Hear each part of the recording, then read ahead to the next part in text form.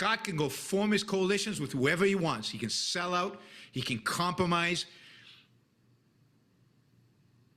And when the fascists come to power, we can thank Scott for that. Welcome to the Ayn Rand Fan Club. I'm Scott Schiff along with William Swig. William, how are you today? I'm doing well. How are you? Good, good. That is an example of something I think is an unfair charge against me. Yeah. Well, he's basically calling you a collaborator with the fascists. I think this might be his greatest smear against you. And it also might be one of his greatest psychological projections. Because if America is becoming fascist, then the fascists are the ones in power. And they're the ones in the establishment. And who among the Rand followers have been most closely aligned with the current establishment? Exactly. Who parrots what they hear from government officials and mainstream media? I think that would be Yaron.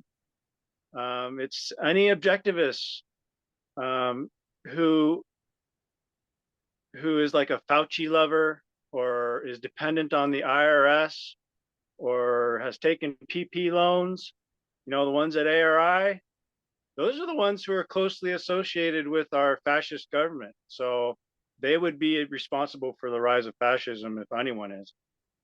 Yeah, I mean, if you want to dig into it that much, the whole point of it is to be a smear to let anyone in his chat know that, I'm a fascist.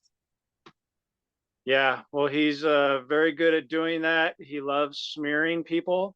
And that's the basic purpose of this episode, is to describe and document Yaron's habit of smearing people. And we're going to use a lot of examples of him smearing you. Right. I mean, there's a lot of other examples before you say this is the worst one. Right. We just picked this one because we loved him calling you a fascist collaborator. But yeah, we're gonna lean into this whole drama that infests the Yaron Brook Show, and hopefully we'll have a more objective perspective on what's going on. We're going to offer evidence for our case that Yaron is a very poor representative of the philosophy devoted to reason. He far too often resorts to emotion-based, fallacious rhetoric. And he unapologetically abuses not only his chat room, but he publicly calls former guests bad names, such as Jordan Peterson. And he does it in a truly childish and unjustified manner.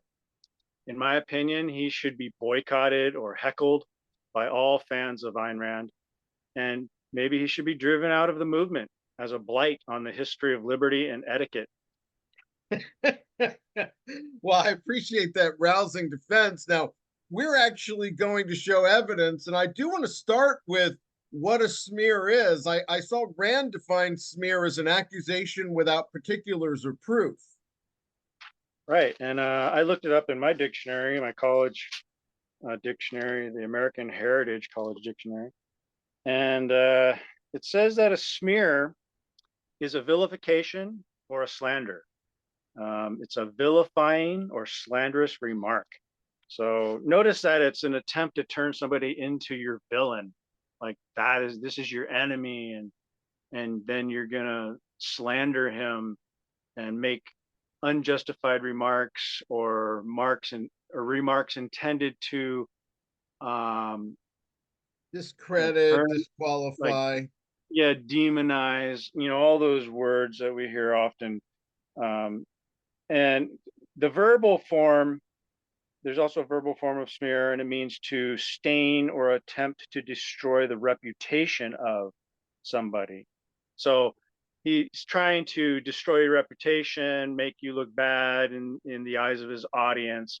So essentially, he's trying to destroy your credibility and turn you into like a demon and his arch enemy. Right, so that's the definition of smear, but we also wanted to give a little context for this drama that's going on between you and Yaron. I was going to ask you to describe like the history of your interaction with Yaron. When did all this smearing start, and why, what's your side of it? Why do you think he's doing this? We touched on this a little bit during the first episode, and that it was really when he came out and said, if you're a Trump apologist, it'll be on you if the world falls to the left or the right, and you're an objectivist. And that was, so it was just basically saying a Trump supporting objectivist, is going to cause the world to fall. And I mean, now he's personalized it to say Scott, but I came in there basically with one message to say that you're missing it. The left is the greater threat. And I mean, I think you can go back to our shows and see that's kind of a consistent theme. It's part of what, you and I bonded over.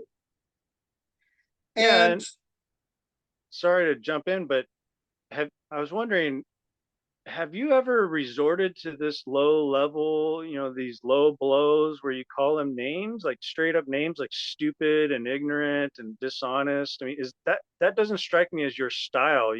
You're more of a needling critical style where you come out and ask questions that undermine his points, but you don't, to me, you don't ever like call them just straight out names. right. I mean, there's a part on experts where, we'll get into that as the show goes on, where he's assuming I'm against all experts unfairly. And so it just, there are things that I'll say in the chat where, maybe I've said, hey, you've got a soft spot for experts. And, but I'm trying to bring him back to say, hey, let's have an appropriate amount of skepticism. But, he's saying that I'm basically rejecting gravity. Um, I think to be fair, you do both try to get into each other's heads. So there is some psychologizing going on. But I think to your credit, you don't let it get out of hand. You don't start uh, um, resorting to name calling. You're trying to understand his motivations, I think, more. it's his show, and I am just trying to say that the default just accepting the establishment is not right on a number of levels. It wasn't right when it came to COVID. It's not right when it comes to just having the Democrats push this like globalist agenda. Right. And that woke is a much bigger threat than traditional religions to me.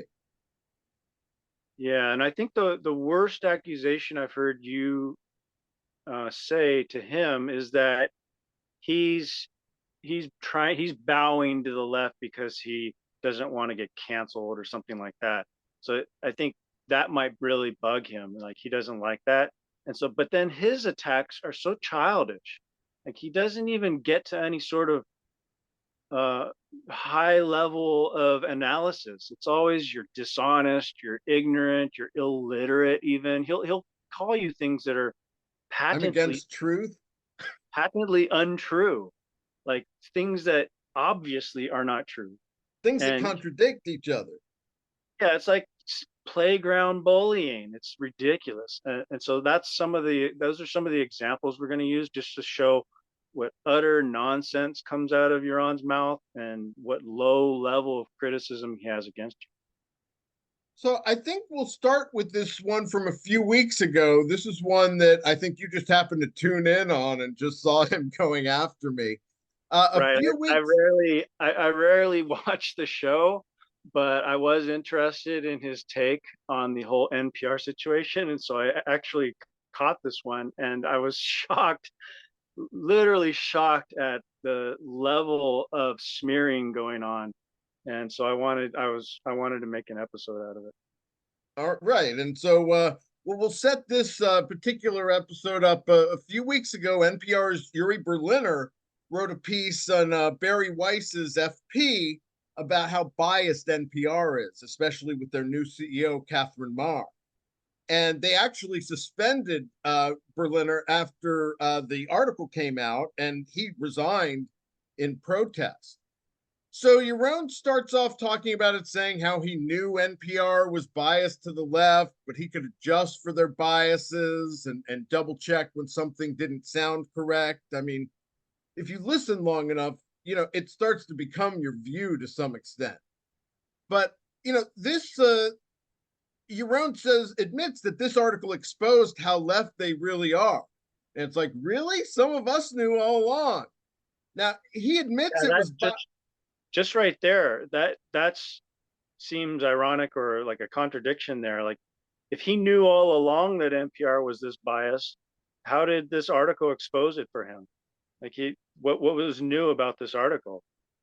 He's making it sound like this article woke him up to something, but right. then he can't admit that he's been brainwashed by NPR for this long. So he has to claim that he knew all along the NPR was this like left biased um, establishment or media source, and he could adjust for it and all of that. Well, he doesn't seem to have adjusted for it, in my opinion. He seems to just read NPR articles straight, and in the past, he would just take it up for face value many times. And when many of us recognized a long time ago that NPR was garbage, and we chucked it in the bin, but he's still letting himself be affected by it or influenced by it. Well, at the very least, he deflects by going after me and others in the chat about it. The NPR has taken a dramatic shift further left. It was already unbelievably biased. But now it's gone all the way to being committed woke. Now I know this is like Scott and Richard and Abby and all the Brook derangement syndrome people. As Wet Dream, Yaron admits that he listens to and reads leftist media and finds it interesting.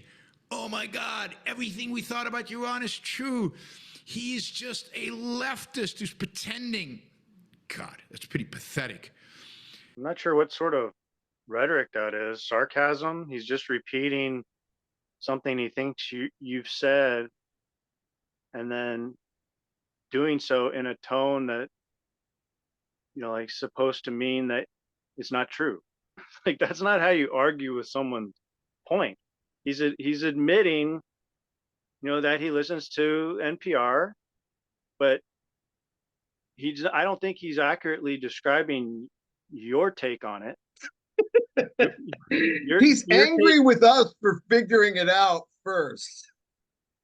Yeah, but he's not even accurately describing your take. Your take is that he's being influenced by NPR, and he leans towards the left because of what he says. Like his positions reflect the positions of the left.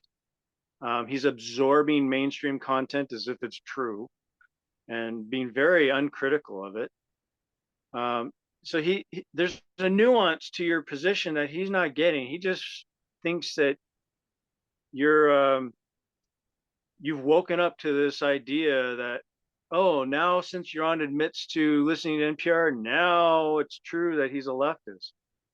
Well, that's not an accurate description of your position. So in essence, he's just straw manning you and trying to make you look foolish because you recognize reality.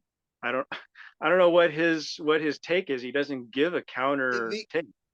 It's this idea that it was only right to realize the bias at NPR when he realized it.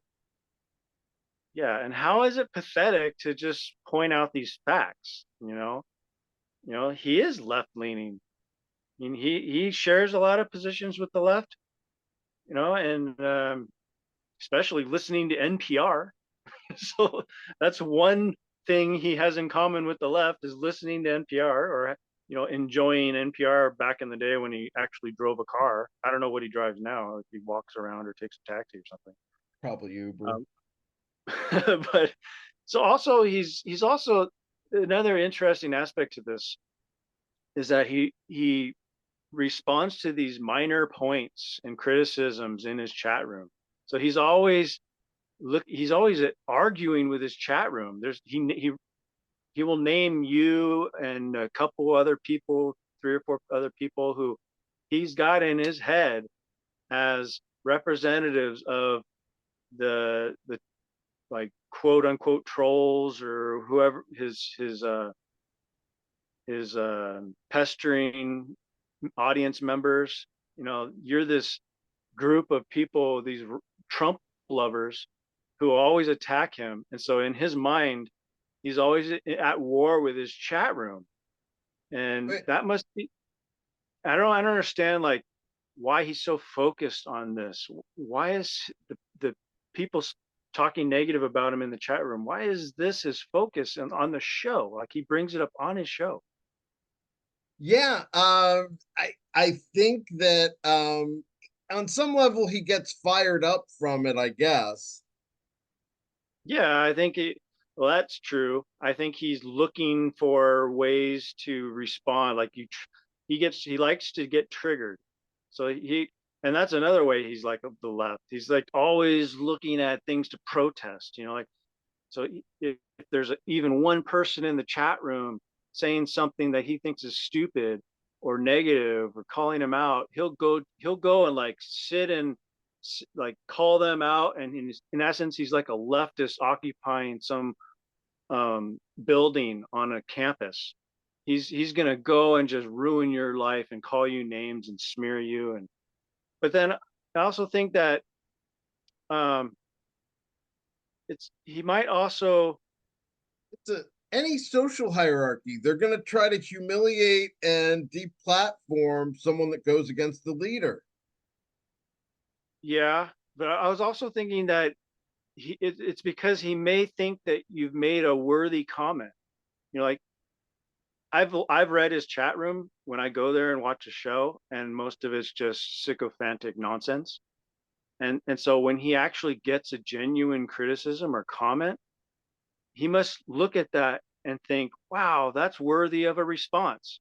You know, because all the other stuff he gets from his super chatting fan base, it's just nonsense and it's just like aping him.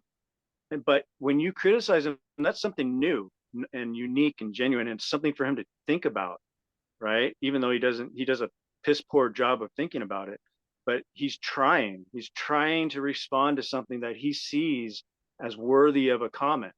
So I think you should take it as a compliment that he's smearing you, because in essence, it's him saying, Scott, I think you have something worthy of talking about. Well, speaking of listening to other points of view, next we have one of the major projection points as he says that I and others in his chat won't tolerate disagreement. You know, people like Ken and Scott and Richard, they can't tolerate hearing somebody who disagrees with them. They would never listen to NPR because, oh my God, you know, who can listen to leftist stuff? They only listen to the echo chamber. They only listen to the people who reaffirm, well, give them instructions about what to say and what to think, and reaffirm the things that they already think and the things that they already say. But part of it is, as NPR's gone crazy left, I think a lot of sane people have dropped it from the coverage. Well, that's a good example of what I was talking about earlier, where he's lumping you in with other critics in his chat room. Right. Are So all three of us guilty of it to the exact same extent? yeah, so I think this is a major theme of his rhetoric, where he's further depersonalizing you, he's collectivizing you, putting you in this group. And this is exactly what left-leaning people do. This is what collectivists do. They take away your individuality so that they don't have to address your actual individual ideas, Scott's ideas. You know, he can simply ignore your arguments now and deal with his fantasy of what his collectivized critics, you know, as a whole, what they believe. He can just deal with that fantasy. And so he's basically coming from a rationalism. He's rationalizing that he has this rationalized ideal view of his critics and what they have to say. And then he puts you into platonic ideal category, and then doesn't have to deal with your actual positions as an individual. So this is how he's allowed leftist rhetoric to infuse his own cognition, his No, own he ability. told us he was able to separate the bias. Right. But that's just him talking because he knows that's what people expect. You know, if you're going to watch CNN, you've got to go in with a critical eye and notice their bias. But he doesn't do that. He doesn't even know what you're saying. He doesn't know what you're about. He doesn't know your position. He didn't even know that source before. Who is that? Miles Chong or something? He didn't even know who that was. He didn't know. Right.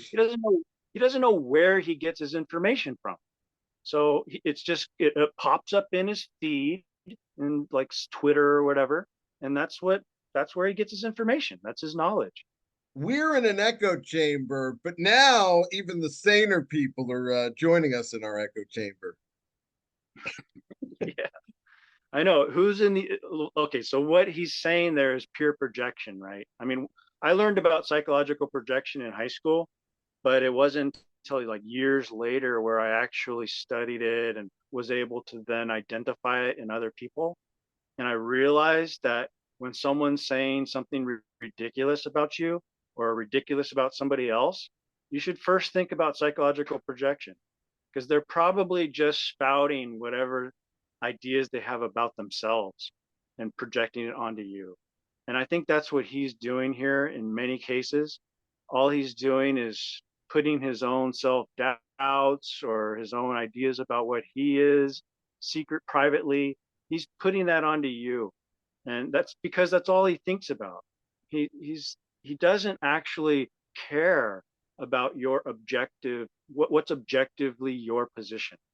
All he cares about is spouting BS and sounding like what he imagines an objectivist should sound like. Right. And straw manning, that anyone that's against immigration has to be racist or, even if he creates a carve out for Peacock or something. But the real kicker clip to this is he eventually gets back to what the new CEO of NPR, Catherine Marr, said about the truth not mattering to her. And he uses it to further strawman me along with this lefty CEO. For the new CEO of NPR, but this is not. This is before she became CEO. This is from when she was at Wikipedia. Quote: "Our reverence for the truth might be a distraction that's getting in the way of finding common ground and getting things done." I mean, she sounds exactly like Scott, right? Scott is giving up on the truth because it's a distraction from getting stuff done and finding common ground and building a big umbrella, right? So it doesn't matter if you're left or right. The sentiment is exactly the same. You don't care about the truth. You don't care about reality. You just care about hating the left and forming coalitions and having a big tent. That's the only thing that matters. And that's exactly it. It's getting in the way of finding common ground and getting things done. Well, this is the problem with having Trump derangement syndrome or Scott derangement syndrome. It's that you're so focused on hating somebody or hating a group of people that you can't multitask. You can't find the truth and have a coalition with somebody. It's like for people like Yaron, you can't do both. You can't pursue the truth and have friends and alliances Right. because you're so petty when it comes to nitpicking people that you're going to point out every little flaw about them. You're going to hate them for it. And that's exactly what he does, with people that he gets close to. Like they try to invite Jordan Peterson to have a dialogue, and then he ends up calling him a dangerous person and calls him all sorts of names.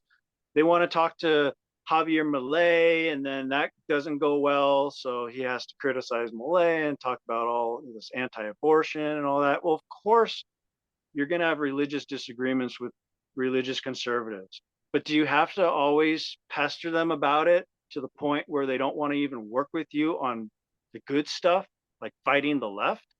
So it's just he's so like anal about criticizing people and being negative that he can't form coalitions. He can't do both.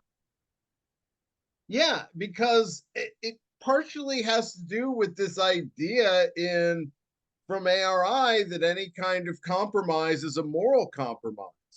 And there are some times where there are political compromises that you make because, even Rand talked about building ad hoc coalitions in What Can One Do? And just because someone is open to common ground doesn't necessitate they're against truth like her. I mean, I don't want a coalition with her because I'm against the left. And I'm not sacrificing the truth to know that she's out there, but it's an example of he's still backing the left de facto without admitting it. And the fact that they're a bigger threat, and it's precisely because of what things like this woman are saying about the truth not mattering. I'm not even voting for those people. Yeah, this might be the biggest problem we have to deal with is getting objectivists like Yaron to realize that you don't always have to criticize every aspect of someone with whom you have, a common ground on something. So if you want to get something done with the right, you want to go after the left. But the problem is they don't see the left as the bigger threat. So that's the more fundamental issue. And then there's the less fundamental issue is of just maintaining your friends. Like he worked with some right publications. He was on Republican leaning radio programs, and he would talk to people like Ben Shapiro, but he always messes it up. He pisses them off. They don't want to work with him anymore. So that's one of the problems, is that he can't temper his positions to where he's not pissing them totally off. It's like a relationship problem where he can't, like, I understand that the right, they get really mad at you if you're pro-abortion. But there's a way to talk about it and to deal with that issue and not totally piss off the right. Right. You know, Even Trump's you done that some since the primaries. Yeah, he needs to be able to differentiate his position on abortion versus the left's. The left's is ridiculous. But I think Ayn Rand had a very sensible position, for abortion, and they should be using that, what Rand said, because it was more I sensible. I think more's going on with that. I think they are so interested in being accepted by the left-leaning academia establishment that they've run to the left of Democrats on abortion. And they're just, it's almost like a virtue signal. Hey, we're even, more pro-abortion than you are. And they've even said it's like almost some kind of outreach that they're doing to try to promote moderate lefties, which you're not allowed to be a Rand fan if you're a lefty. But Yeah. Well, I to have me, one more point go about ahead. this, is that he's very anti-coalitions, and I keep wondering, like, what is the issue here? Why he's the one who, like, jumped in bed with libertarians at Cato. He often forms coalitions himself, or they have alliances on certain issues. I So don't know that they do. I think they try to give the appearance of that, but it's really just trying to get exposure to anyone with a following. And then they still have to worry about the sanction issue. It's why they have to come back and be like critical of even Milley after doing the interview with him. yeah, they haven't sorted out the whole sanction issue. But Right. I also think maybe it comes down to trust issues. I think they Yeah. can't they have trouble dealing with people who are critical of Rand or critical of Yaron or critical of Peacock. If they see you as like an intellectual critic or opponent, they don't trust you anymore. You're dishonest. You're illiterate. They'll call you all sorts of names. And so that's what ruins the relationship and pisses other people off, is when you start psychologizing your opponent just because they have a criticism of Rand. Now I think there are some criticisms which are very dishonest, but most criticisms are coming, the good ones are coming out of the academic world, and they're not so much based in smear jobs or bad rhetoric. They're trying to come at some truth, and oftentimes they're making good points, and showing where Rand made mistakes. But the problem is, people like Yaron, they can't admit that Rand made mistakes, and so they're always going to be defensive when it comes to that. Yeah, I think that's fair. I don't want to get too far off the path here. I think that smearing me against as being against the truth is probably about as ridiculous as claiming I'm against gravity, which is what he does in this next clip. Yaron had Amesh Adalja on talking about experts, and I was in the chat, challenging some of the stuff they were saying. And 2 days later, he did a show. I asked if it's a straw man to say some people are against all experts. And Yaron immediately personalizes it. Okay, Scott says, can it be a bit of a straw man to say some people are against all experts? No one is rejecting gravity just because we think Fauci and company put politics first. But you are. Of course you're rejecting gravity. You're rejecting a bunch of science that doesn't fit because the scientists happen to be on a political side that you disagree with. You're evaluating science based on politics, based on predetermined conclusions, rather than based on logic and reason and rationality. Yes, you are. And you gave lots of examples of that, Scott, on the show with Amesh when you were making fun of experts and authorities. But that's exactly the attitude you're perpetuating. Whether you don't agree with that conclusion or not, then don't take that attitude. But that's exactly the attitude you are perpetuating.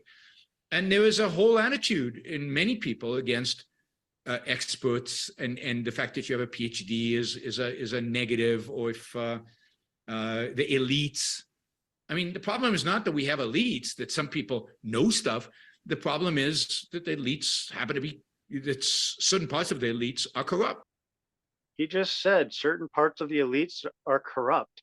Right, that's our attitude. What problem does he have with you saying something very similar? It's like you're attacking the elites in this the COVID issue, who were spewing lies and just telling you what what the propaganda was. And we showed that when Amesh was parroting the talking points of the pharmaceutical industries and saying, if you take the vaccine, the pandemic is over for you, which was patently untrue. And he was saying much worse. So we've pointed out the lies that Yaron and Amesh were regurgitating, and right. he still can't face that truth. He's still trying to smear you. He's putting it on you as if, because you attacked these so-called experts, which I don't even accept that they're experts, because you attack them, you're attacking all experts throughout history or modern day. You're attacking all of science. That's totally ridiculous. He's got a predetermined political conclusion to reject scientists that buck Amesh's or the establishment's view. Yeah, he's the one he's forming an alliance with the establishment scientific experts in the government. When if you've read Ayn Rand, you should know, don't trust the government scientists.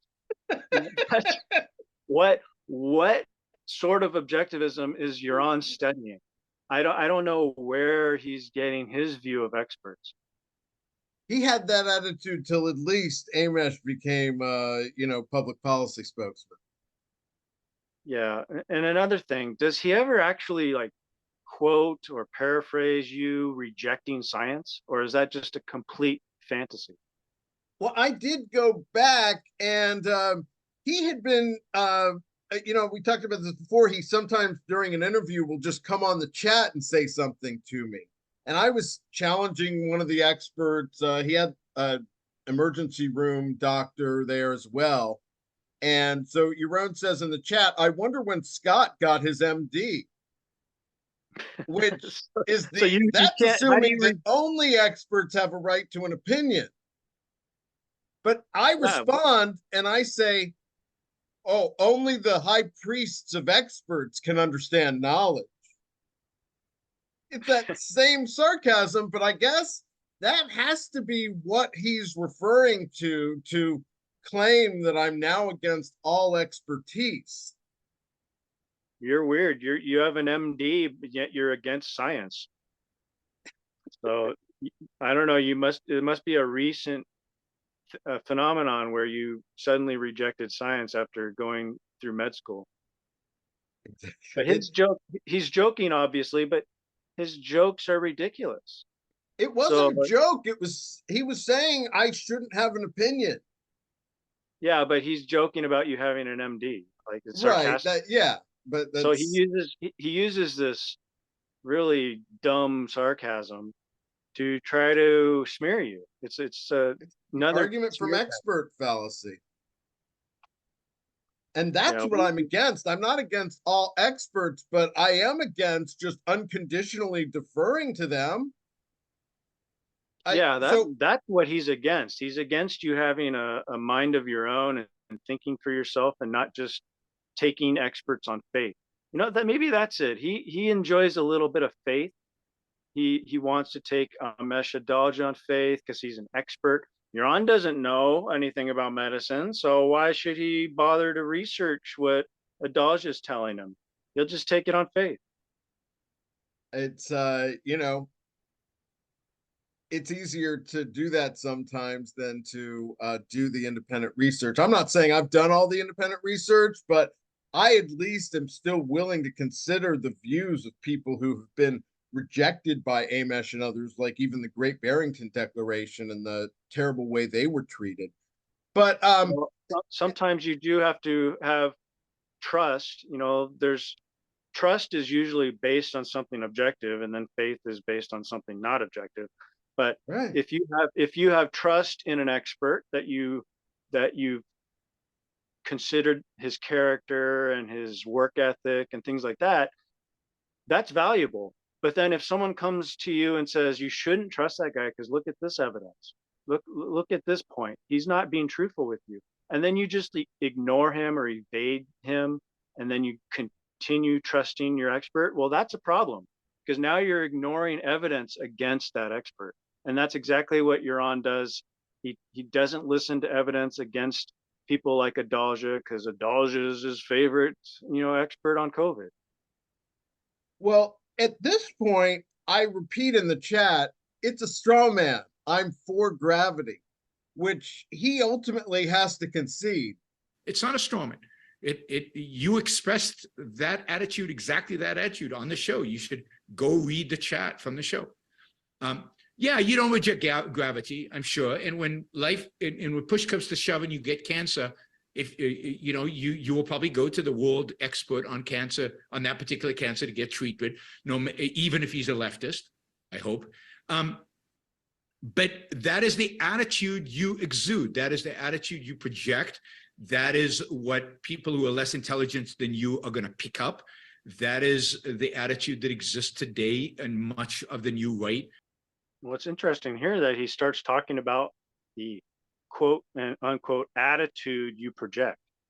So that also goes to my earlier point about him having this fantasy view of you, because he's trying to describe it in more concretized form, but it's just an attitude.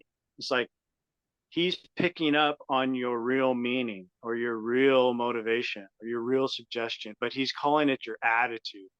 Like you have some, like through the chat room where you're just typing words, he can like see your attitude or get a grasp of what you're actually intending, which is something you might be able to try do if you're looking at somebody and you're catching like their eye movements or their facial expressions. But how is on earth is he getting your like secret attitude from just what you're typing in the chat room? It doesn't make sense to me.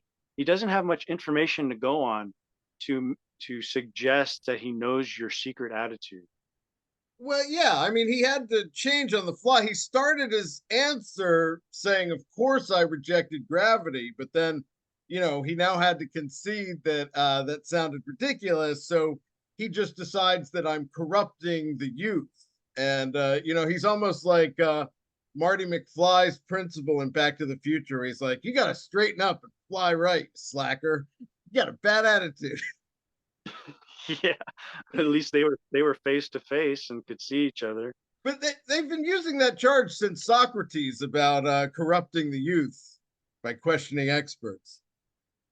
Yeah, I could understand if you were in the chat room typing in all caps, fuck science, fuck science, fuck scientists. If you were like a Tourette syndrome, just shouting all this and anti-science stuff, then he might have a point. But that's not what you're doing. And yet somehow he's coming up with this nonsense. So you have to wonder, like, where does he come up with this? And you make an interesting connection to the trial of Socrates. I think maybe there's an envy aspect to this. Ayn Rand wrote a lot about we're living in the age of envy. Envy and fear of others. Perhaps Yaron envies your influence over his chat room. Like he sees you making these statements, and he sees more people being pro-Trump or anti-left in his chat room, and he thinks you're having this influence. And maybe he wishes he could have that influence, and he's maybe in his own mind, he's not as influential as he wants to be. He needs more followers, and you're kind of like the fly in the ointment. I mean, I can honestly say that I did not go there to try to convert the people in his chat. I mean, I am trying to get him to see the threat of the left. It's been going, for like 4 years. I just want him to admit it. But he doesn't care about your actual motives. Like, it's obvious to me when you're in that chat, you're directing your comments to him, and you want him to change his mind. But to him, I don't think he sees it that way. He doesn't really care about you as a person, like an individual. He doesn't care that you have different motives for things you say. And he's not saying all of me. Like it's because I think he leans too far left that I'm defending the right and not being critical of them because, he's going to do that. Yeah. So it just goes to like his cognitive flow. Like first he'll blurt out his fantastical idea about you, and he'll have like zero evidence. And then if you continue to engage him, he'll start to realize, well, maybe I went a little over the top and I have to walk it back a little bit. But he never admits that he blew his top or that he was wrong. That particular question, I'm trying to help him walk it back. I mean, I'm trying to say, hey, isn't it a bit of a straw man to say someone's against all experts? I mean, it's not like we're rejecting gravity. Of course you are. Yeah, but it shows a pattern of non-objectivity. Like his initial orientation, cognitive orientation, is not toward getting to the truth. It's not, hey, what's actually factually going on here? Let's take a step back, tone down my emotional response, and maybe like ask some probing questions. Or maybe he shouldn't. You spent so much money in super chats and time in his chat room. Maybe he should invite you on to talk, have a conversation.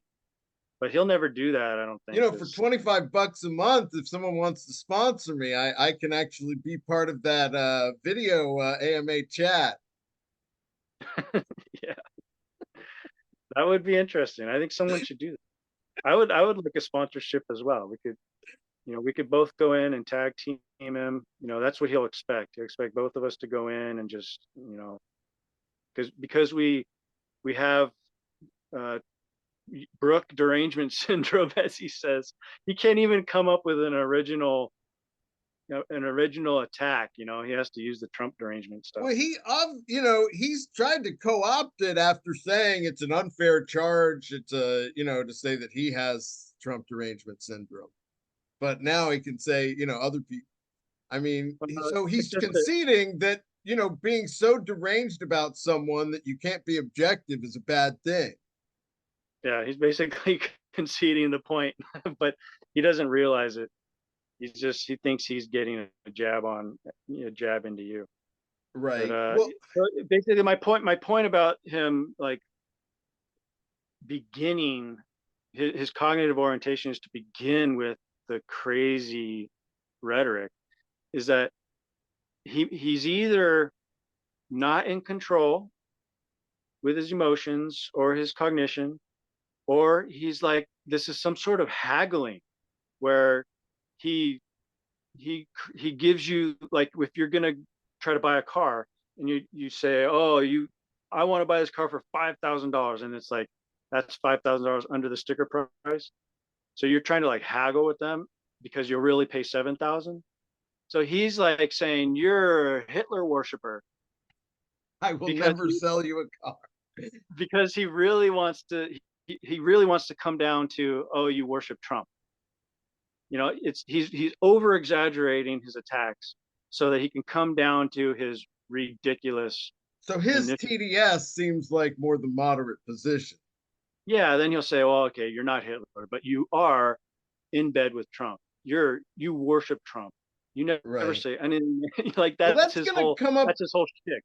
that's gonna come up in a later clip. Um, as long as we're on experts, this one he's actually talking about movies and evaluating movies, and I can't believe that he's saying that, like, you can know that a movie's good, but you can't know it's great without an expert, because you have to know all of the aesthetics. And I just think that's ridiculous. I think I can know how much a movie affects me without dealing with the high priest of experts. But I say in the chat, over deference to experts led to lockdowns, which I don't think is really a left-right argument so much, but that's what Yaron seems to glom onto. Scott's such an idiot. Sorry.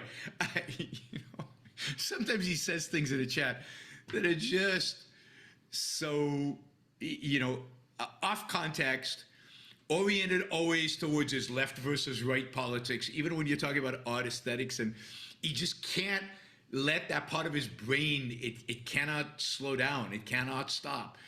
Right? So everything, experts, lockdowns.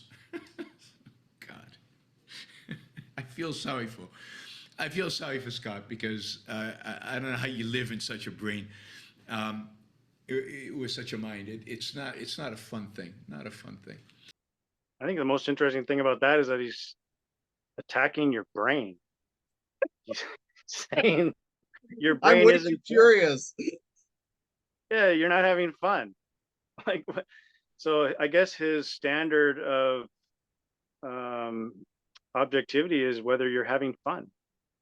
So, Right. I mean, I you gotta love the "I pity you" tactic. It's trying to be like a faux Rourke, but I this is a stand good by what example of should him be. calling you an idiot as well. What was that? It's a good example of him calling you an idiot, which he does a lot as well. Yeah. I mean, ultimately, I stand by what should be a nonpartisan statement. Over deference to experts led to lockdowns.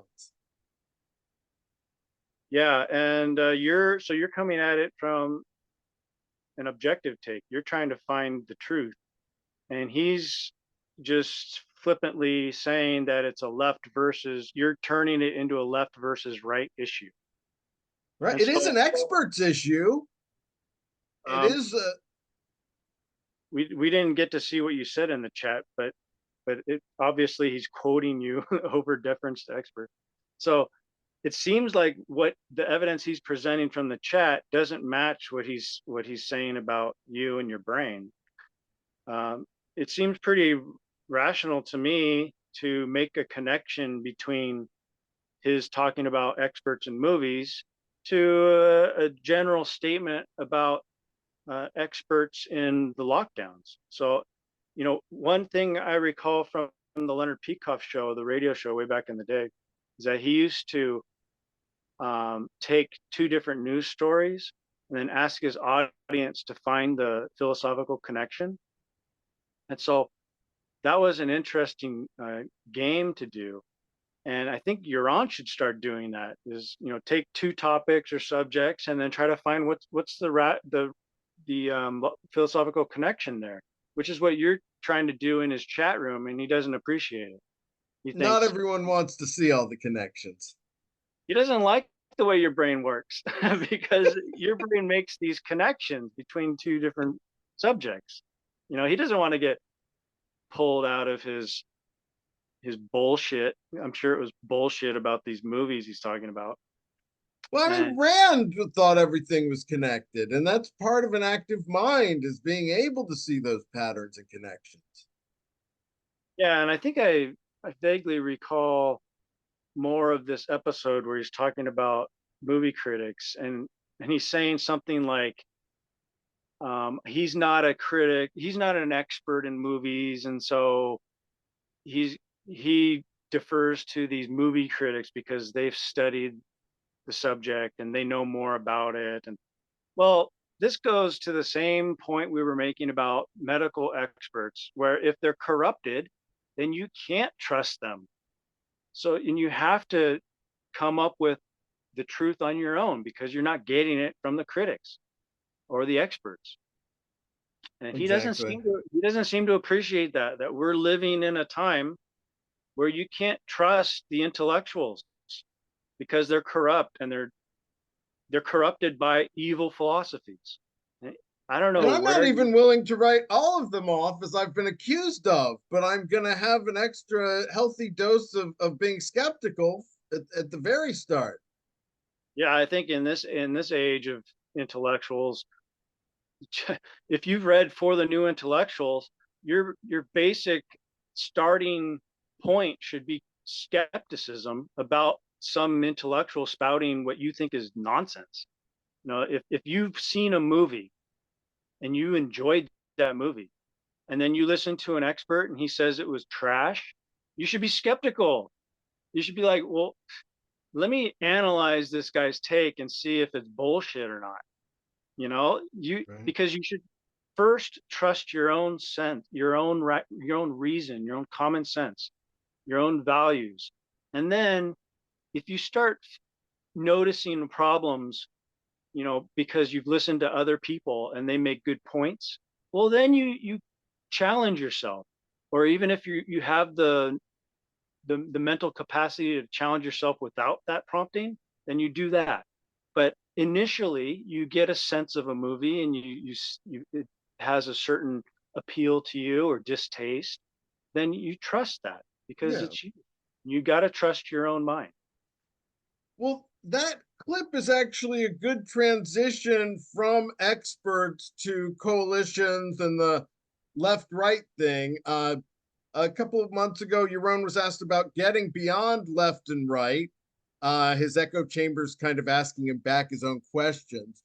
And after he says not to be like Scott and form coalitions, I don't like that. So I say in the chat, not forming coalitions is a sanction of the more dominant side, which I think is why Yaron then calls me a coward.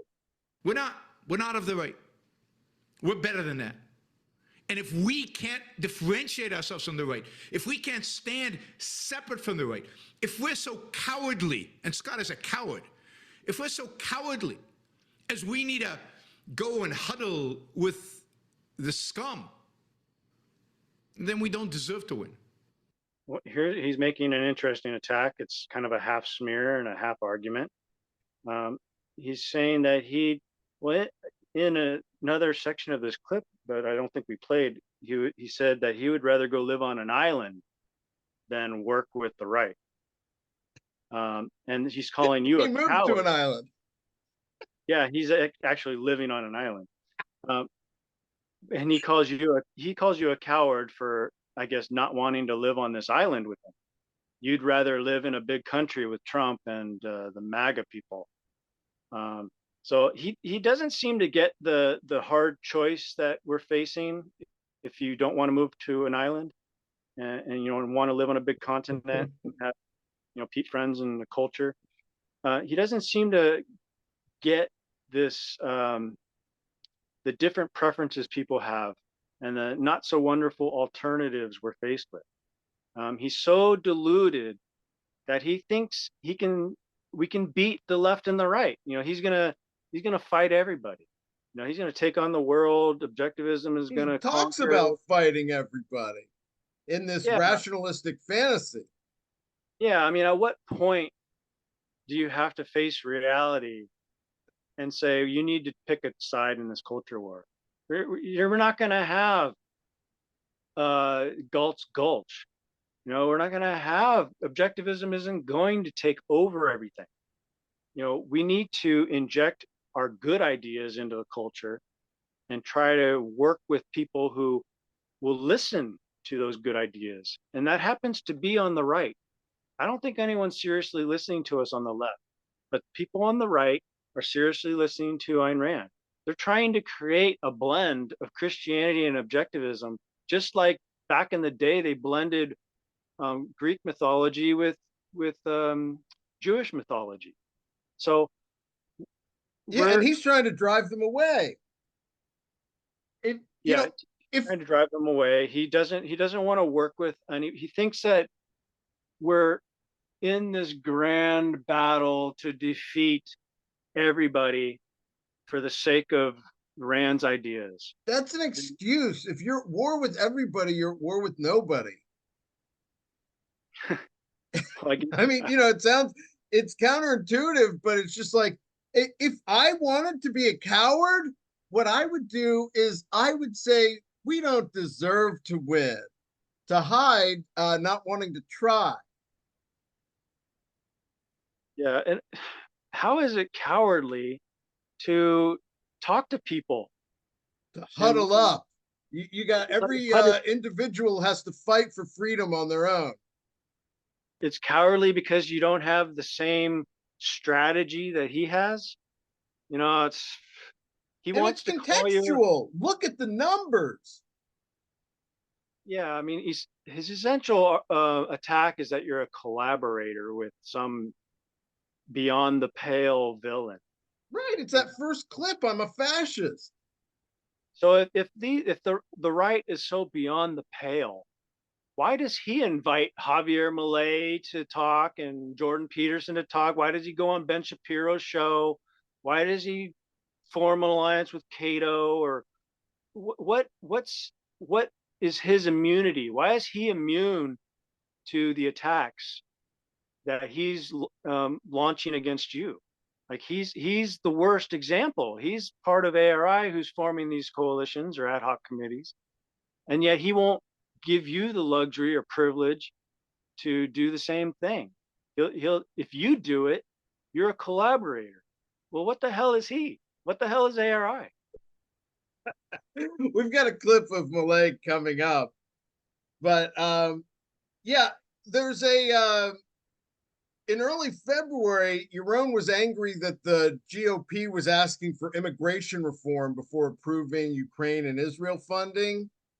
And a few moderate senators slapped together some meaningless legislation, which the Republicans rejected, which is how negotiations are supposed to work, not just blackmailing the speaker. And in February, Yaron is really pushing the benefits of it, that it reduces the number of people being released, increases ICE agents, which is, he's the one that's been saying there's not a border crisis even right now.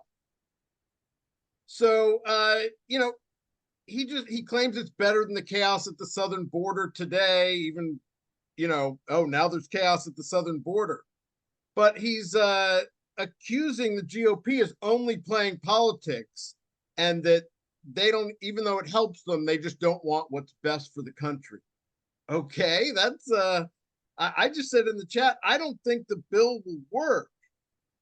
And he replies saying the bill will work and that every single person in the GOP knows it. Now, I say that a bill isn't needed to fix the border, which he then accuses me of reading GOP talking points.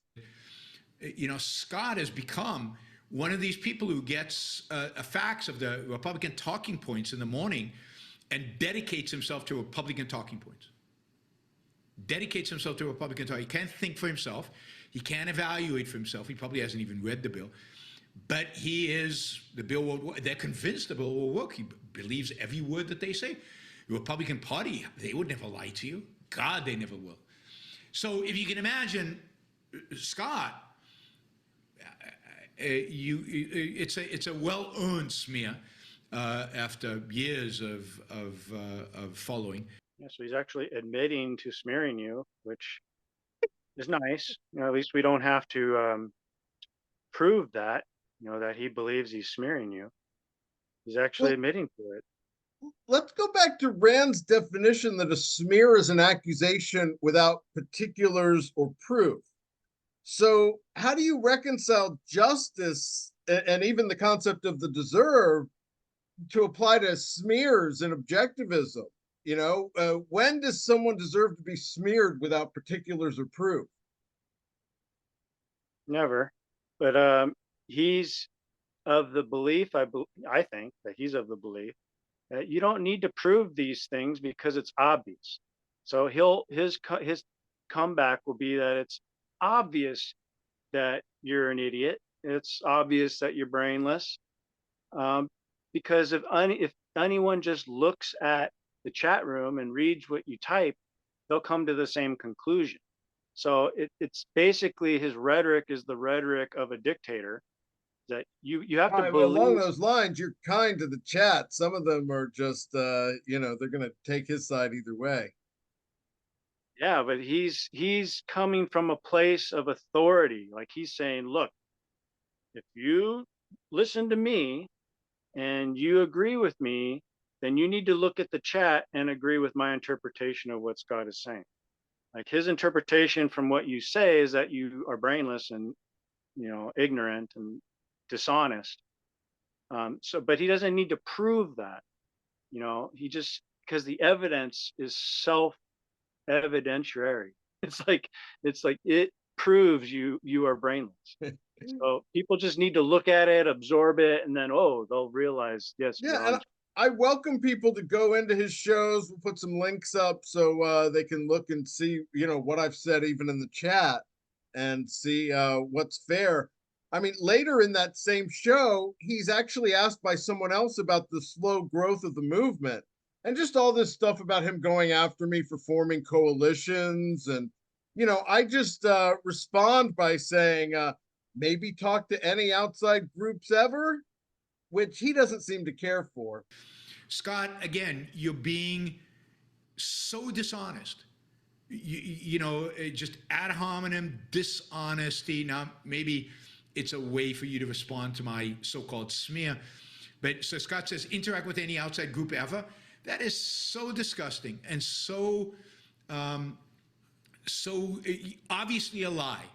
And so obviously a deception, given that we interact with outside groups all the time, then it's pathetic. This is the level at which you want to attack, right? Pathetic. So instead of just saying, look, we do talk to outside groups, he has to launch this tirade against you again. And then he says it was a so-called smear. So now he's like backtracking. I guess he realized that he didn't want to actually admit to smearing you. Well-deserved smear doesn't sell as well. Yeah, but here he's calling you dishonest again, and like we could play several clips of him calling you these names, dishonest and illiterate and things like that, and disgusting. That's another one of his favorites. Disgusting is an interesting one because it shows that you have this visceral effect on him. like you actually make him, like maybe you make him physically nauseous. True. Now, from episode 40, I think he does describe you that way in one of the comments as well. He does. Oh yeah, I think I vaguely recall that, but But yeah, it's an interesting attack, and it just shows that it's coming from a place of emotion. So he's very emotional in his rhetoric. yeah, I mean, I but to think me, he should definitely check that, especially when he's dealing with people just in his chat room making comments. It's not like you're calling him, vicious names or anything. Uh, he, he should deal with people on the level that he's being dealt with. And you're not attacking him from an emotional place, I don't think. So he shouldn't do the same thing. I just think he's trying to have it both ways. He's mocking me or calling me a fascist for wanting to work with others, and then also to claim that I have zero basis for suggesting they might have ever had issues in working with others. Which Yeah, is I it? mean, he that's a problem with the way he takes your comments. Sometimes he'll take it literally, and he'll say, "Well, look, we do talk to outside people." And then sometimes he'll take it figuratively, but it seems like he takes them all the wrong way. Like when you mean something figuratively or just as like a loose generalization, he won't get that. Like, and then he'll turn it into something else. Um, this is a common problem with, talking to people just through text. You don't really get the nuance. You don't ask you. There's no real opportunity to have this quick dialogue. Like he can't just like ask you questions and then wait for the answer in the chat room. So, but he'll. It seems like he's always got the worst take on what you say.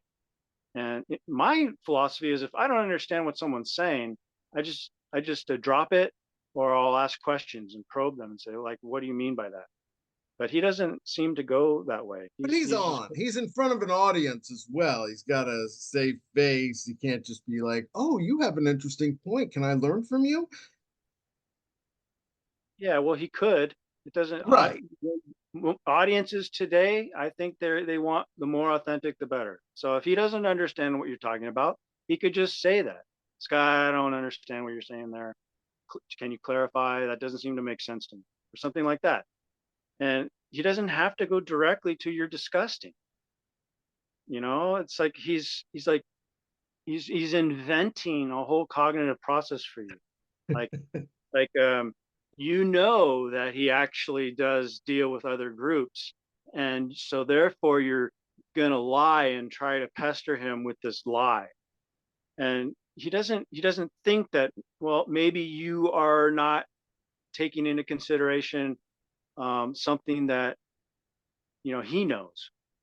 Maybe you just are pointing out something that you think is clever, but you don't really, you're Yeah, not thinking about it. I You're not mean, if thinking about I everything. I know the coalitions thing I think is the right move, but it's also why people got kicked out of objectivism over the years. I mean, even this isn't even just David Kelly. This is Craig Biddle. I mean, ultimately, he and Barney, they didn't even want Barney's money after he suggested that they work with Biddle after he'd already been excommunicated. They kicked Barney out. Yeah, well, I'm that I'm I just don't really, saying that that is I don't side with Barney, but yeah, I but I understand the just point. we can skip over the ones where he accuses me of supporting the Iranian mullahs because they're against woke, or being for Putin because he's anti woke. Um, this this next clip, this is the one with Malay we were talking about.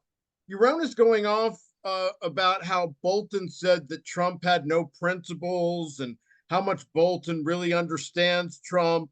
Because Bolton is anti-Trump and supporting the establishment too.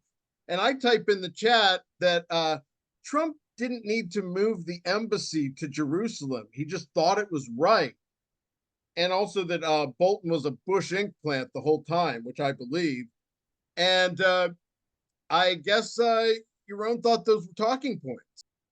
Somebody like John Bolton, who really knows Trump and knows the world. I mean, yeah. And Scott has the same kind of perceptual level mentality. I mean, it's so concrete bound. It's so, I mean, it's pathetic. So his response is he didn't need to move the embassy to Jerusalem. That was a thought implanted in him by somebody, not an original thought to him, and not, he didn't. And that's the concrete, that's the argument against. God, concrete bound mentalities. Scott, you should read The Missing Link. I think it describes you. All right. I find it astounding. I really find it astounding. It's not that I'm picking on Scott. It's because Scott represents a lot of people, and it's astounding that this is the level that they're at, right? Yeah. Well, there's a lot going on there. So, so first of all, what does he have with you, bringing up this fact? Like, isn't it a fact that Trump didn't have to move the embassy? So it seems like he's. I mean, I was actually following the news at the time. I was fighting lefties telling me that I should, kill myself because I'm a Rand fan. And they were also telling us right when Trump got elected, not only was he a Russian spy, but that he was also going to betray us, and also that he hated Israel. And that's why him moving the embassy sticks in my mind so much. I don't know who supposedly told me to say that, but I actually think for myself. Yeah, well, No matter how many people I represent. he didn't show that you were spouting nonsense. Yours. It seems to me you said a basic fact that he couldn't deal with, and so he's calling you like unoriginal and saying somebody implanted that idea into your head. Well, shouldn't your head be full of facts? I mean, you should be spouting facts, and you should be implanted with facts. So it's like he's trying to smear you for absorbing a fact and then regurgitating it when you think appropriate. It's like and regurgitate has a bad connotation, but bringing up that fact in your mind when it's relevant, when you think it's relevant to a conversation. And yet he's saying maybe this is the way he sees his own mind, and it's just another projection. Like things pop into his head and he doesn't know why, and he doesn't know where he got it from. He thinks all of his ideas came from Rand, so he's not original. So like, why is he against you just saying something that is a fact? He should show that it's not a fact if he wants to say you're absorbing propaganda and falsehoods and you're not original. Because part of being original is identifying facts and absorbing them into your knowledge.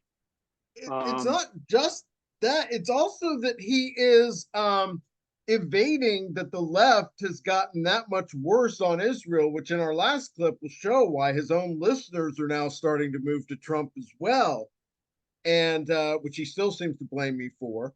But this, Well, I wanted to also talk about the missing link, because so first of all, he's turning you into an archetype.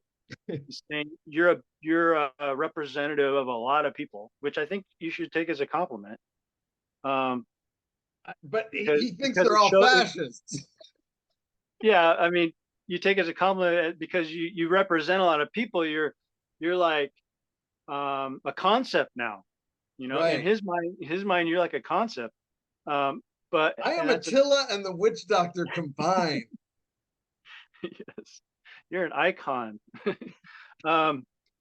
But it shows his, and then he calls you the missing link, of course, which is a smear saying that you're like subhuman. Right, I'm Kantian, basically. Yeah, so he has this immature need to blast you as subhuman, and he'll call you all sorts of names to do that.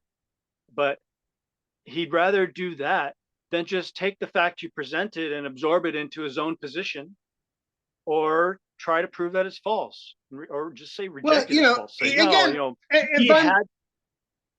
If I'm defending him a little bit, he's doing a show, so it's not the forum for him saying, teach me more, Scott. Well, it's his show. He can do what he wants. It's his I mean, forum. look, I would, Look, he charges people like 500 or 1,000 to meet with him. I wouldn't charge him, but I wouldn't pay. But no, I'd have a private conversation with him, but I don't need to either. I'm not asking for it. we'll look at it this way. He's taking time out on his show to smear you. He should have the common courtesy to bring you on and have it out, or talk to you more in the chat and let you get your say. But he's He's already decided that any criticism of him, or even that he said specifically that he leans left, is inherently dishonest. No honest person could believe that. right, but this is poor etiquette on his part. You don't trash a man's reputation this way when you have the microphone and you're just gonna ream into him and teach him a lesson without giving him a proper platform to respond. I mean, to be If fair, he's there gonna is do a that, bit of a history of this in objectivism with the excommunications. right? But that was, each they were attacking people who had their own platforms. I mean, here we're responding to his stuff on his platform, but I think if he's going to attack you in this manner, like calling you subhuman, like we'd never call Yaron subhuman. If he's going to go to this level, he should have the decency to bring you on and defend yourself. That he's going to a level that's not courteous, that's not No. proper etiquette. I'm not He's going in expecting justice in his chat. I'm just trying to make some points. And, look, I hope he comes around. If Peikoff came around, he can come around. But yeah. Well, I go do ahead. want to, I do just want to get back to this. Go ahead. Were you going to say something else? No, I'm pretty much done. I just think he sees the devil in the mildest of facts. Like he sees some fact that he doesn't like, and then suddenly you're the devil. Right. The And devil can be vilified.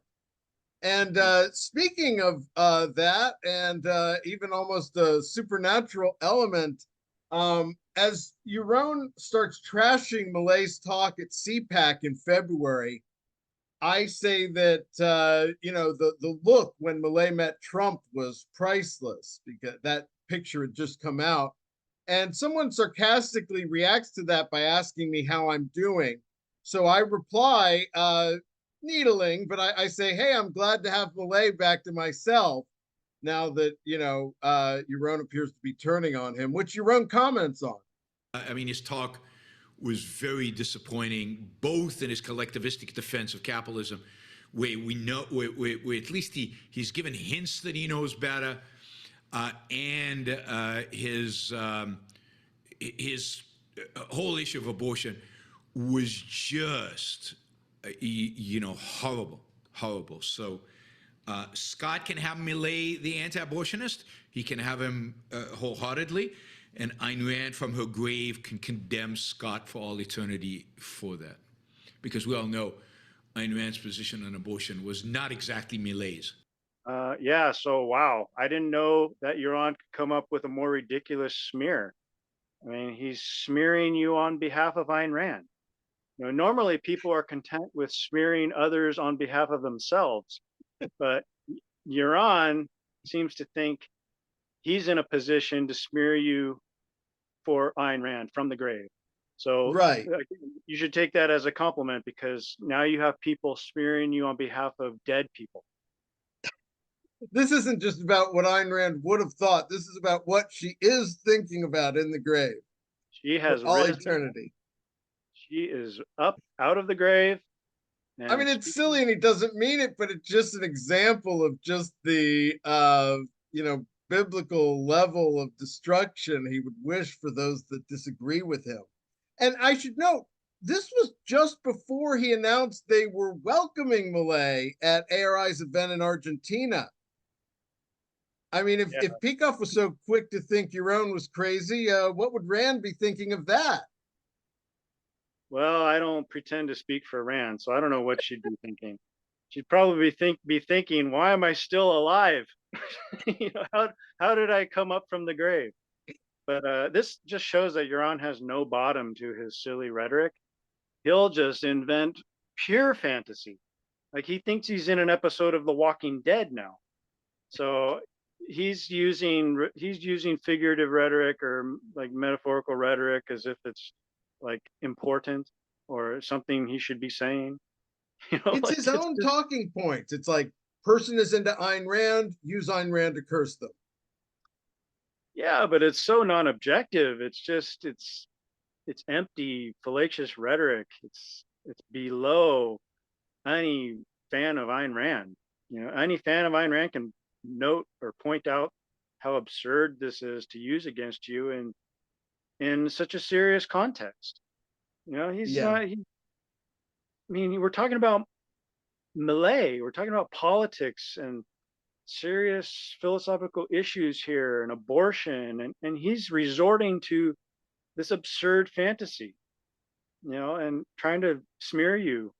You know, why doesn't he just deal with your I points mean, and I what was you ribbing say? him a little bit, but it just it's because they try to, we've all been expecting him to turn on Malay is the truth, and he really Yeah, but hasn't. But based on you're him being ANCAP, anti-abortionist, Murray Rothbard fan, I mean, I'm glad to see he's so much more tolerant now. well, to your credit, your rhetoric is actually based in fact. You know, you're needling him about rejecting Malay so that you have Malay all to yourself. Well, that's kind of true, right? Because he doesn't want Malay anymore, and Well, that's at what he least said. for that show, he wanted to change his mind right after. Exactly. But for that, in that moment, you're dealing based you're saying stuff based on what he's saying, what his position actually is. Your position isn't that um Ayn Rand is alive from the grave, like so, and can be smearing you. So he's just inventing pure fantasy and like supernatural bullshit to smear you. And And he's making another joke at your expense, but he's doing it in a way that shows that he's not serious. well, speaking of, in this next clip, Yaron had been touting this guy, Richard Hanania, that I really had hardly heard of, but the guy is, I knew him for his woke has peaked rhetoric, which is my pet peeve. So, it makes me understand why Yaron liked him so much. But it turns out Hanania was an actual racist in his youth, or at least made these racist postings. I'll let others decide for themselves. And Yaron sort of parted with him over it, but still manages to smear me for someone that he still likes. Let's see. It's funny to me that Scott dislikes Hanania now. Now the Hanania of today he dislikes because he's too soft. He's like classical liberal. He's too soft. He's not rabidly hatred of the left enough. Right? I think Scott would have liked him when he was more of a little bit more of a kind of a racist or something like that. It really is. It's amazing to me. I mean, Hanania now is as I said, a lot of his stuff is really good. Right. So he says he likes Hanania, that some of it's really good. So why doesn't that make him a racist lover? He's put in his mind that I liked Hanania when he was a racist, even though I'd never heard of him, but I don't like him now because he's too moderate. And yet I'm still the racist, and he's the guy that likes the person writing racist stuff in his youth, but he's totally in the clear for liking him now.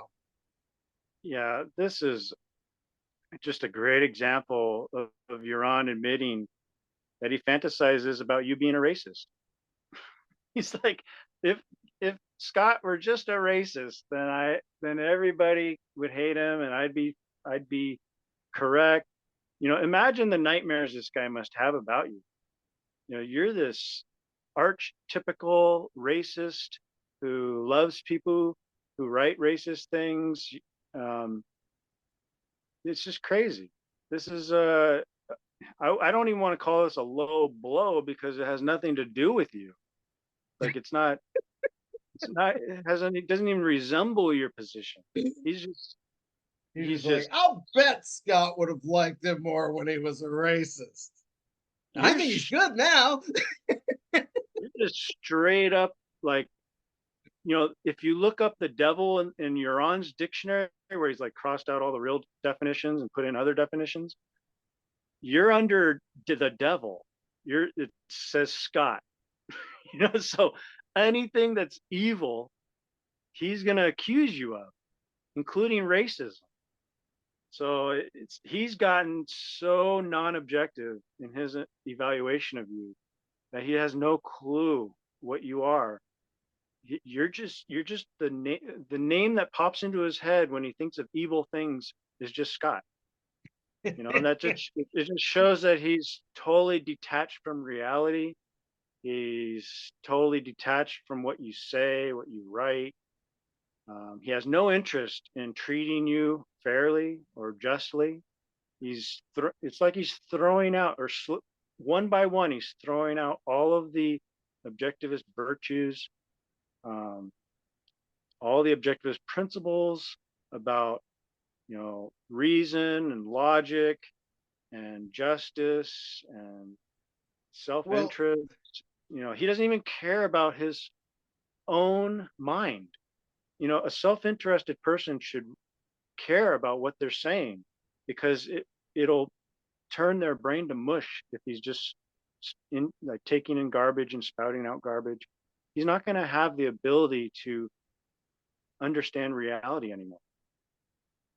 Is that his goal, or does he just want to silence his enemies? And to be fair, he doesn't block me, though he's talked about blocking people more recently.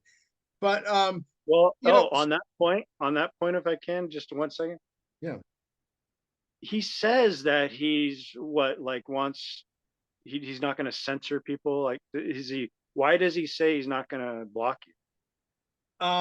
He says that, I think he likes it, it's tough to say for sure. It's my theory. Okay. And I think I've seen a little evidence of this, but it's not rock solid. My theory is that he enjoys smearing you, and he doesn't want to block you, because then who would he smear? Like, he gets a visceral emotional thrill out of saying mean things to you. And that just points to his negative personality. So I think there's a lot of evidence for that, and maybe we can do that in a separate episode. Yeah, absolutely. It's like he picked up the bad traits from Rand's Collective. But in this next clip, I think he is showing his biggest contradiction yet, where Yaron now claims that I actually don't want the left to lose. The, what do you call it? The critics of DEI, conservatives and others, left, center, old style liberals, that people are critical of identity politics, that are critical of identitarianism, are winning. I know Scott doesn't want to hear it, because the last thing in the world he wants is for the left actually to lose, because then how would there'd be no identity to his group? Their only identity is that they're anti the left. There, he's just saying, he's just using the dishonest attack again, saying you're dishonest about your motive. Like, you don't actually want the left to lose. You need the left to win, because so you can have somebody to attack. But this is ridiculous, because he's smearing you as if your sole identity is to kill the left and beat the left. And then, but if that goes away, you can't come up with another purpose in your life. It's like when you achieve one goal, you don't just lose your purpose in life. Your purpose is to live and do other things. So you find other things to do in your life. Maybe if we finally defeat the left, we're able to start working on the right and helping improve their ideas, and maybe become the dominant force on the right. this goes back to our episode on threats. And I think he has been saying that woke has peaked since woke became a term. And it really, I believe that his motives are that if woke, and I've said things like this to the chat, that if woke is peaked, you can keep punching right. You know, if woke is peaked, you don't have to adjust your TDS. And Yeah, so it that's where I depends on think what it's going from. And when I'm saying that woke hasn't peaked, I'm not saying that because I don't want to win or I don't want, you know, this is like the charge they used to make against Rush Limbaugh that he wouldn't have anything to talk about once Bush or Trump became president. It's just another left-wing smear. Yeah, so I'd like to investigate what he means by woke has peaked. Um, It means what it's not a clearly, danger anymore. And it fits in with that ridiculous interpretation of dim that even Leonard doesn't hold, that somehow, the Democrats can't win long term. this is the guy who apparently believes that a small group of people like us objectivists can dominate, a culture. And yet he doesn't give the same credit to the left. Like, even if the left hasn't peaked, like, does that mean they're not a threat? Right. Even a small group of dedicated or motivated leftists can have an effect, can have a big effect, and we're He seeing that because he got a they will question. resort to force. He got a question on that threat show about what would it take for him to see the left as the greater threat. And basically he needed to see them have even be the attitude of moderate Democrats, and that just means after they've taken over the culture. Yeah, it's just silly all around, and it's hard to make sense of it because it's contradictory to what he's saying about objectivists. All we need is a small group of objectivists to influence the culture. Well, doesn't that work with any influential ideas? You just need a small group of people. So again, it's a incoherent rhetoric Saying that he has woke against. has peaked is saying I don't want to fight them. And so, he's saying that, oh, I don't want woke beaten. I want woke beaten. So much I'm not even voting for the Democrats. But he's also saying that the left is in retreat, right? He's saying they're losing. I But mean, then yes, that out of is the other his. side of his mouth, just maybe a year or two ago, he said the left has been winning for decades, right? Right, for 100 years. So I don't. Again, it's nonsensical. It's incoherent. He changes his position with the wind direction. Um, you can't take him at face value. He's always contradicting himself. Right. So Well, for and this then last, he projects that onto you. Now he's trying to project that contradictory attitude onto you and saying that exactly. you're not being real. You secretly want the left to survive, so you have someone to attack. I mean, it's so twisted up in his mind that he just can't get a straight take, on anything. Well, and in that vein, for this last clip, Yaron got a question this past Friday informing Yaron, one of his chatters, that they're going to hold their nose and vote for Trump because of how bad Biden's been on Israel. Yaron says he understands, but he still uses it as an opportunity to smear me for being too for Trump. If you're willing to admit Trump's a moron, and you're willing to admit that he is a pragmatic, nasty, horrible, president and human being, and then say, but he's better than Biden, given what we've seen of Biden, then fine. Then I'm fine with voting. But that's not what Scott, for example, says. Scott defends Trump every time I attack Trump. Oh God, he's attacking Trump again, and all that stuff. It's exactly not. You're holding your nose and voting for Trump, but there are a lot of people out there, who are not holding their nose. They will tell you in polite company that they're holding their nose because they don't want to seem like MAGA crazies. but they are not holding their nose. Scott is not holding his nose. Scott is, even if you won't admit here in the chat, he's admitted this in the past.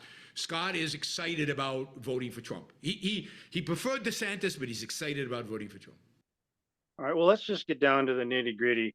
Scott, how excited are you for voting for Trump? How much air am I letting into my nose holding? Like I, how much happiness is flowing through your body? Are you vibrating with happiness right now because of Trump? I mean, he's the one telling me I'm like too crazy against woke, and I'll admit I'm never woke. I mean, I'm excited for woke Dems to be out of power. I did want DeSantis more, but I was gonna vote for a Republican. For him, it was either Nikki Haley, Tim Scott, or Biden the whole time. Yeah, I don't know. It's hard to deal with Yaron because he doesn't have a straight take on you. It's always skewed towards some absurd version of you, like you're out on the streets marching with MAGA, um, and you can't take any criticism of Trump. You're always defending him. But we talked about this last time, is that when you're in campaign mode, do you expect a Trump supporter to point out all of Trump's faults? No. He wants us to virtue signal to the other objectivists that we see things the same way he is. I mean, he's really changing his position. What he's done is a major concession that it's okay to be a Trump voter, which he never tried to let that be expressed until at least Peikoff's vote for Trump in 2020 became public, his donation to him. Yeah, I mean, I really don't see any Rand fan being like a dyed in the wool Trump fanatic. You've got to obviously observe some of the flaws of Trump, but it gets boring always bringing that up. It's like having a disclaimer every time you try to support somebody. Right. It's not something you need to do when you're in campaign mode, and he doesn't get that.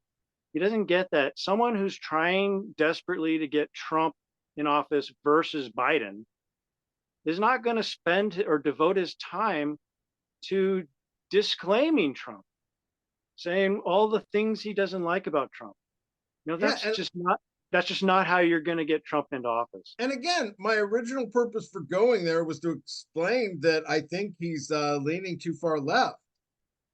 And so, yeah, in that case, he's always taking Biden's side, and I'm always taking Trump's side. So there's still. Go ahead. I think Yaron should walk the walk and start telling us what he dislikes about Rand all the time before he tells us what he likes about her. Every time he brings up Rand, he should say, "Oh, well, I don't like this or that about Rand, but I love Is he her." a Rand apologist, as he said about Trump apologists? He's a Rand. He's a sycophant for Rand. He never. He I don't always. even think that's true when you start to break down but He's he'll always defend. defending her, but he's always defending her. He's, To be fair, I did hear him say once he wished she'd said more about redlining. Oh yeah, well he should say that every time he talks about Rand. That's right, to show that he's not an apologist. He needs to virtue signal to the Rand haters that he's not just a sycophant for Rand, that he's not just a fanatic, a cult bro. He needs to show that there are things about Rand he doesn't like, and he needs to show it every time he talks about Rand. Well, I get what you're saying, but just going back to your own and Trump and everything, I'm someone who can defend myself, but I think of how many minds in the movement he shut down over the years, if only because they wanted the smearing to stop. Speaking of corrupting the young or less intelligent. Yeah, well, I'm sure he's shut down a lot of people, especially those who sent him a lot of money. He's not going to listen to too much of this criticism without calling them names. maybe if you start sending him thousands of dollars, he'll put up with whatever you say. But even with Carl Barney, he couldn't put up with it, and Carl Barney was giving millions. So Yeah. he needs to have a better take on these situations and learn how to deal with people better. I think it's very sad that he's the alleged leader of the ARI movement, and it's just a very bad situation we're in, where this sort of poor etiquette is at the top of our movement. Yeah. It's I just wonder if he's going to climb down with the rest of his listeners, or if he's going to be like the last one supporting Biden to the end, or whoever they replace him. He'll be the last one. But he's not going to say he supports Biden. He's going to say he Right. wants He wants Biden him to lose less. right, lose less than Trump. So Very honest way of phrasing it. he comes up with his own lexicon. Right. He's got a way of saying things that mean slightly different ideas. But it's not even that original. Like all the Never Trumpers, he wants to talk about talking points. It's like Jonah and those guys will say, I didn't vote for Biden, even though they didn't vote for Trump. And they well, that's another thing about the disclaimer culture that I don't like is all these Never Trumpers who always got to tell you that they hate Trump, and like everything that, so he accuses you of always bringing up the left, but that's not what you do. But he's like almost always bringing up how he hates Trump. So it's a little weird that I'm always looking at the idea that he's projecting his psychology now, because like 90% because of all that evidence.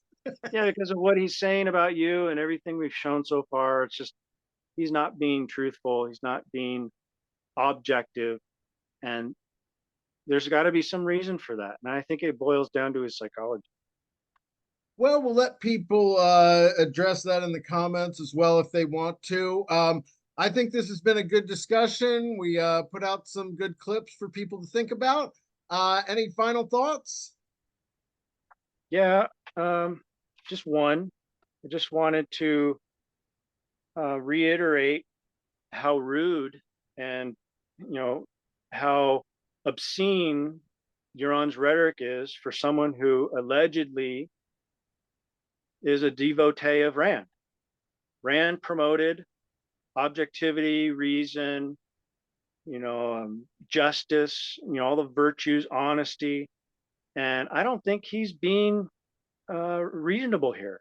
I think he's diverted down the road of emotionalism and just plain old arbitrary nonsense. He's a poor representative of Rand's philosophy, and it's a travesty that he's at the top of the movement in a position to be teaching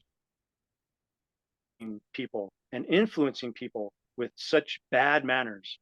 He's gotten away with this poor behavior for so long that maybe he thinks he's entitled to it.